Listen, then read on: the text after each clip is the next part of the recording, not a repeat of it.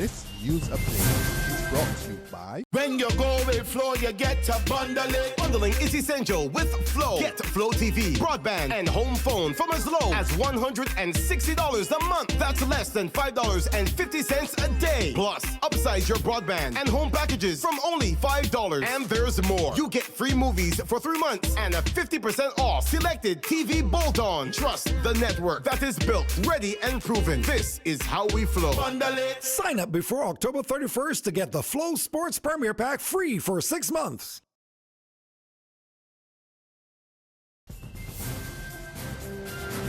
It's Friday, October the 21st, 2016, and this is your Barbados Day afternoon update. I'm Emmanuel Joseph. Thanks for joining us.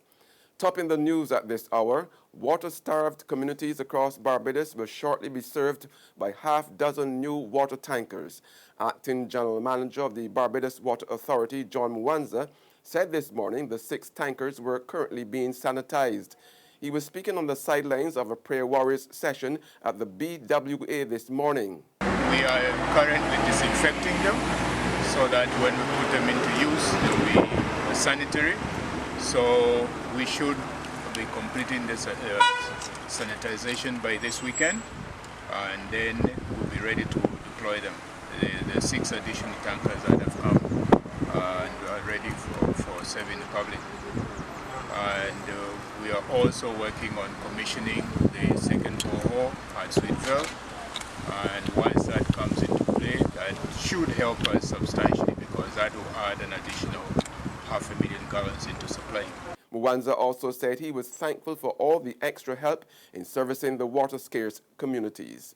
We welcome any support that will help in addressing the issues suffering from the residents that are suffering water outages, and if Prayer Warriors will help, we welcome them and thankful for the initiative. The state-run Queen Elizabeth Hospital has recorded a 40% increase in revenue over the past 5 years. CEO Dr. Dexter James told the hospital's public accountability meeting last evening that the hospital's revenue has grown from $5.5 million in 2011 to $7.8 million in 2015. He said that was due merely to the 25% of private surgeries done by consultants at the hospital. The decision was taken that we could no longer carry the level of receivables that we had in our books. And we had to take, I suppose, a business decision that all patients who present to the hospital for elective private care must make a deposit before they are admitted to the hospital. It sounds so simplistic and logical, but that situation has transformed the whole revenue generation and collections policy of the hospital to the point now where we're collecting 80 cents on the dollar. In other words, for every dollar of revenue earned at the hospital, we are now collecting 80 cents on it. The remaining 20 really comes from persons who present to the emergency room in a life-threatening circumstance. Dr. James said that there has also been an increase in patients from overseas seeking treatment at the QEH in the areas of cardiovascular, ophthalmology services, and neurosurgery. A local cultural studies researcher is debunking the perception that crop-over costumes are created by Barbadian artists. Delivering a lecture on this country's cultural development at the Errol Barrow Center for Creative Imagination last night, University of the West Indies lecturer Dr. Marcia Burroughs said many of the outfits are imported by Trinidad from China, which then export them to Barbados. What may happen is that they'll come from China and go to Trinidad. I'm sure you can help us here. And Trinidadian retailers then turn around and re-export them to Barbados, St. Lucia, Jamaica, Belize, etc. The newest space of carnival is the Bahamas.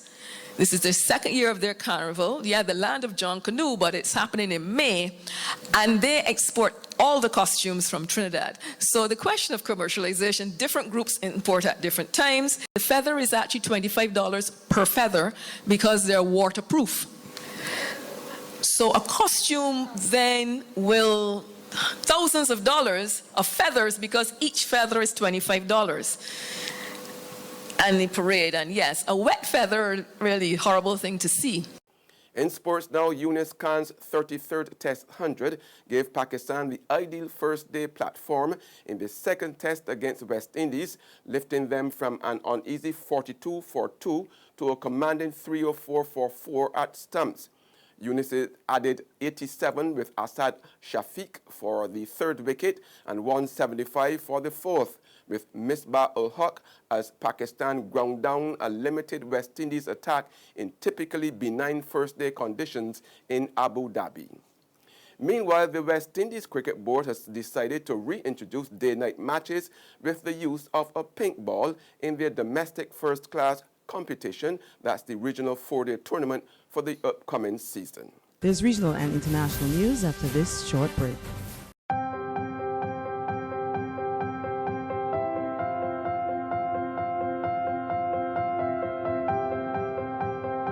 I'm Mishka Maktir. Hurricane Matthew caused devastation in Haiti. Lives were lost. It could have been you, it could have been your family, your friends, it could have been me.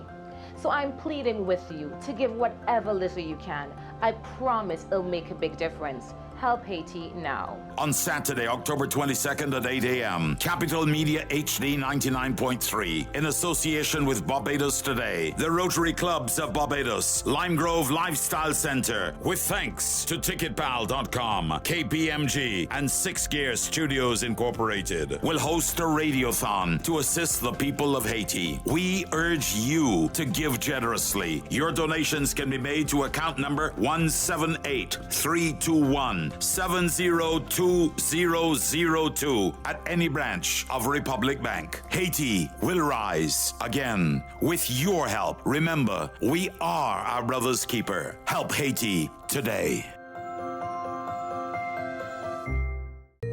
The world, now evolving faster than ever. Products upgraded at the speed of a blink.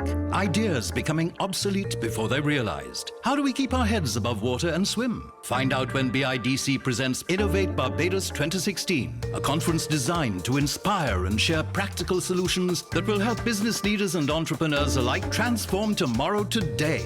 That's Innovate Barbados 2016, Wednesday, October 26th at the Lloyd Erskine Sanderford Center. Registration Barbados $300. Get more information at innovatebarbados.com or the BIDC Facebook page, or simply call us at 427-5350. Title sponsor Promotech and HP Store Barbados. Other sponsors include ICBL, Cable and Wireless Business, Barbados Entrepreneurship Foundation Inc., National Initiative for Service Excellence, G4S, Scotiabank, Barbados Today, Inter-American Development Bank, G&A Communications Inc., Clayton's Colatonic, Cinestream Media Distribution Inc., and LensTech.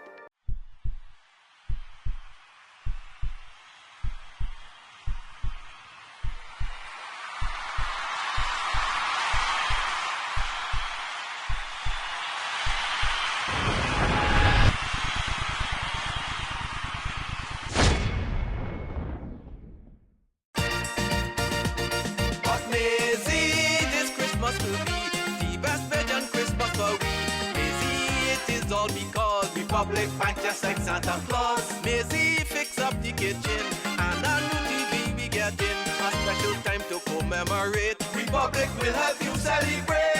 Get ready to celebrate 50 years of independence right through to the best Bajan Christmas ever with a Make It Happen loan of up to $50,000 from Republic Bank. Give your home a good old Bajan spruce up. Buy some new furniture and appliances or take an after-holiday trip to visit loved ones over and away. You could also be one of our lucky winners to share in fabulous prizes. Just visit any branch to apply.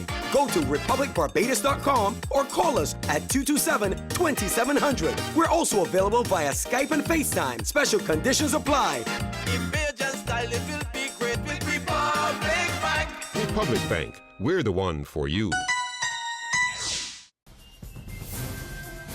We're back with news from the region now. Trinidadians will go to the polls in local elections on November 28th.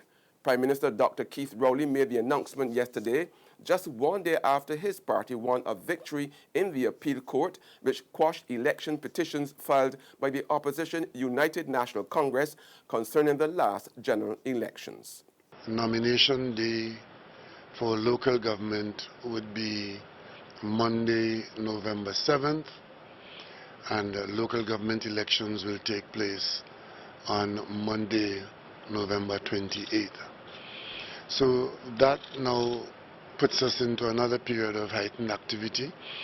One of the main considerations for having the election as quickly as possible to get it out of the way is so that the country can focus on the business of coping with our challenges, whatever they might be. And on the international scene, Islamic State militants have mounted a ferocious counterattack in North Iraq, killing at least 19 people in and around the city of Kirkuk. They attacked government buildings, killing at least 6 police officers and a power station under construction where 13 employees died.